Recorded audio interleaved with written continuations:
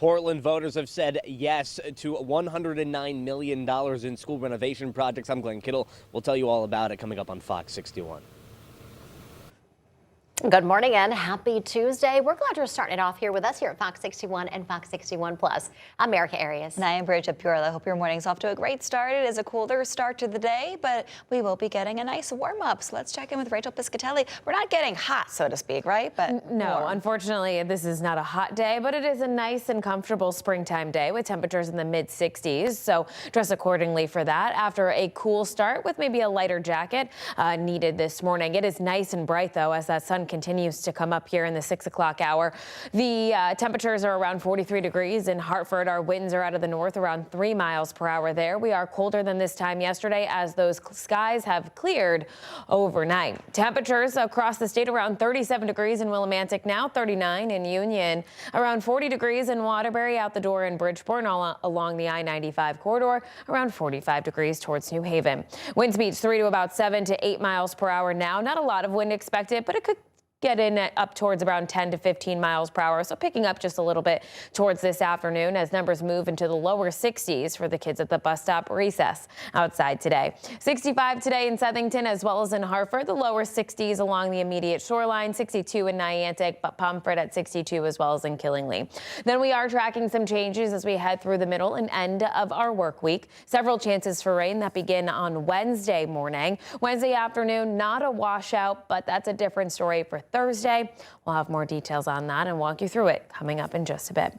Here at 6:02 on our roads this morning.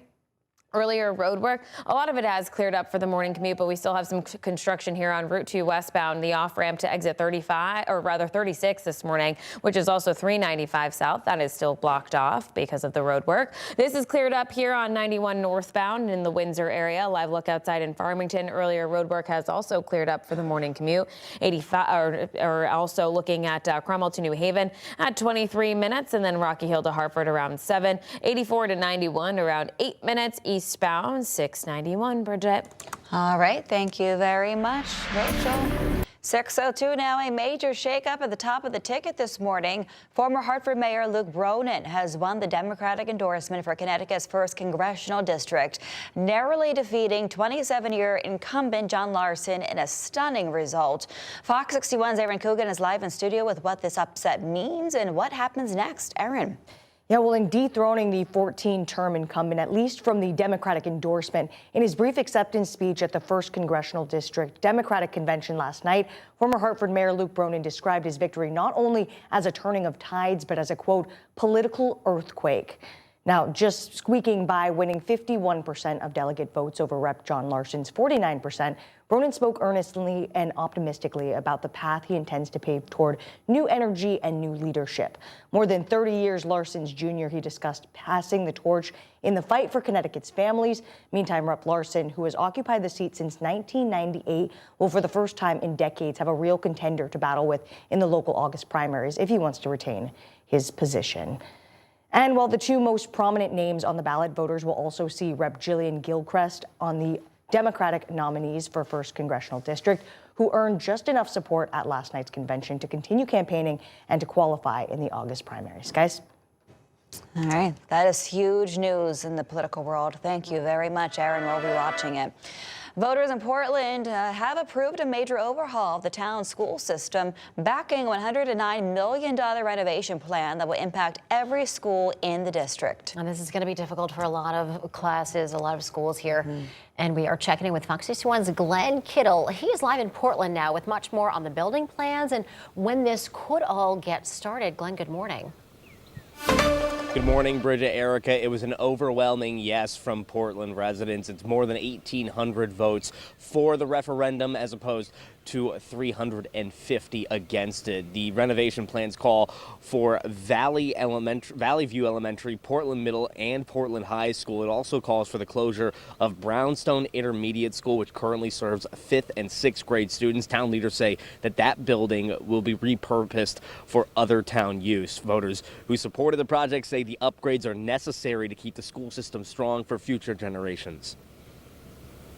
A lot of people are against it. They're afraid of the money. But you've got to keep the school system up. I mean, they're for the kids, our future.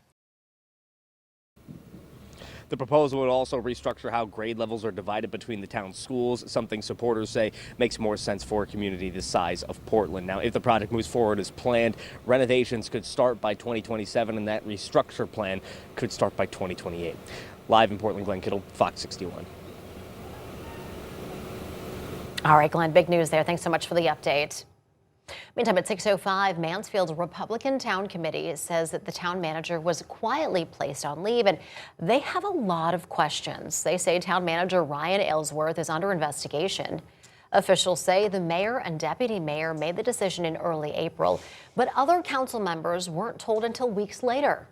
GOP leaders say key details are still being withheld, and they're calling on town leaders to explain what led to the investigation. We've reached out to the mayor and town council for a comment. So far, we haven't heard back. More than 100 families who were duped in a recent funeral home scam can now receive up to $10,000 under a new state law. It's not the full amount, but it is a start. And police say these families had their money stolen by former funeral director Philip Pietras of Pietras Family Funeral Homes. He's accused of embezzling hundreds of thousands of prepaid funeral funds over the course of a decade. We're getting more from Fox 61's Kay Pattyfoot. She's breaking down the bill and shares how victims' families are reacting to the news. Cousins Carrie and Allison say their mothers paid for a funeral account, but the money was never deposited. But now there may be some light at the end of the tunnel after a bill was passed that would help victims get their money back. An act concerning unlawful funeral service practices was passed last week in both the state House and Senate. This bill comes after State Rep Tammy Nuccio heard about the embezzlement of money from former funeral director Philip Pietras. We've looked at a range of things between how funeral homes are currently being handled, all the different things that they do, and then really focusing in on the people who were scammed out of their money. Family members of victims are speaking out since the bill passed. All that the victims and advocates have wanted all along is for Mr. Pietras to be responsible for his crimes. And thinking if the state of Connecticut is funding this bill, that's not putting too much responsibility on Mr. Pietras. My concern is, the state is bailing him out, basically. Both women's families lost more than $25,000. It's a great thing, I think, to receive financial compensation. In our case, it won't be the full amount, but very, very appreciative of it. But questions remain on how Pietras will face consequences and what happens to those victims who may be on Title 19 or Medicaid.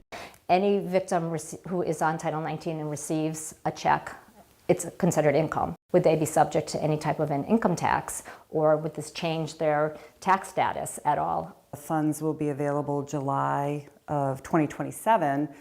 Which is a year away. My mom is going to be 91, so there is that concern, should she pass, how that will be handled afterward. In addition to the account, there will be a working group that goes over issues to prepaid funeral service contracts, new consumer protections, and a financial safety net for buyers. There will be 12 members of all different backgrounds that will represent departments such as public health, consumer protection, banks, and insurance. We are still waiting to hear back from Rep. Nuccio regarding the specific questions from Oresco and Green. Victims can expect restitution on or after July 1st, 2027. In Hartford, Kay Pattyfoot, Fox 61. The Department of Children and Families has closed its investigation into an Enfield girl's late-night walk 1 week before her death. Police say on March 11th, Eve Rogers left her home without her parents' knowledge or permission. Officers later took her home after saying that she stole a drink from a nearby convenience store.